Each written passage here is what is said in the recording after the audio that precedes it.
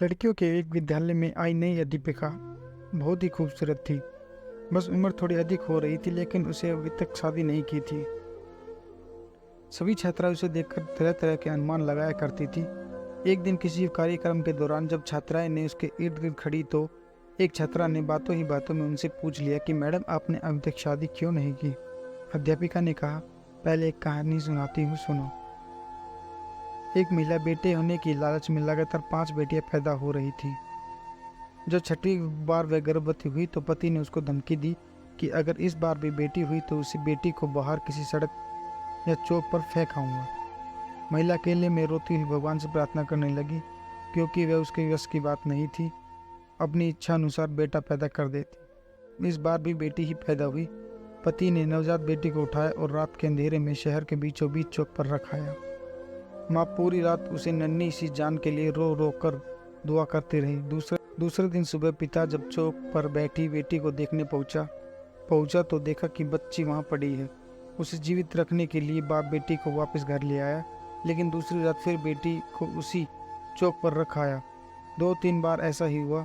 हर बार पिता उस नवजात बेटी को बाहर रखाता और जब कोई उसे लेकर नहीं जाता तो मजबूरन वापस उठा लाता और फिर भगवान की इच्छा समझकर शांत हो गया।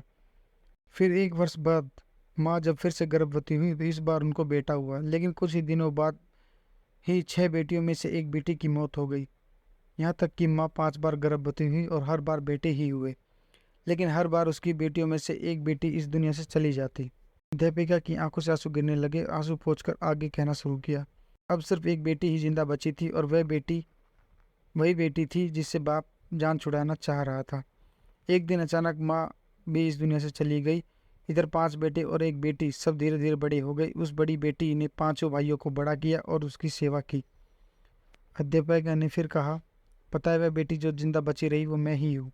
मैंने अभी तक शादी इसलिए ही नहीं की, मेरे पिता अब इतने बूढ़े हो गए हैं कि वे अपने हाथों से खाना नहीं खा सकते और अब घर में कोई भी नहीं है जो उनकी सेवा कर सके। बस मैं ही उनकी सेवा और देखभाल क्या करती हूँ। जिन बेटों के लिए पिताजी परेशान थे, वो 5 बेटे अपनी अपनी पत्नियों और बच्चों के साथ अलग रहते हैं। बस कभी भी आकर पिता का हालचाल पूछे जाते हैं। मैं थोड़ा सा मुस्कुराई, फिर बोली, मेरे पिताजी हर दिन शर्मिंदगी के साथ रो रो कर मुझसे कहा करते हैं कि मेरी प्यारी बेटी, जो कुछ मैंने बचपन में तेरे साथ किया उसके लिए मुझे माफ़ कर देना।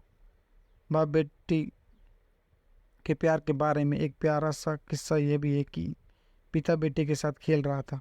बेटी का हौसला बढ़ाने के लिए वे जानबूझकर हार रहा था। दूर बैठी बेटी बाप की हार बर्दाश्त न कर सकी और बाप को साथ लिपट कर रोते हुए बोली, पापा अब मेरे साथ खेलिए ताकि मैं आपको जीत के लिए हार सकूं। ऐसी होती हैं बेटियां।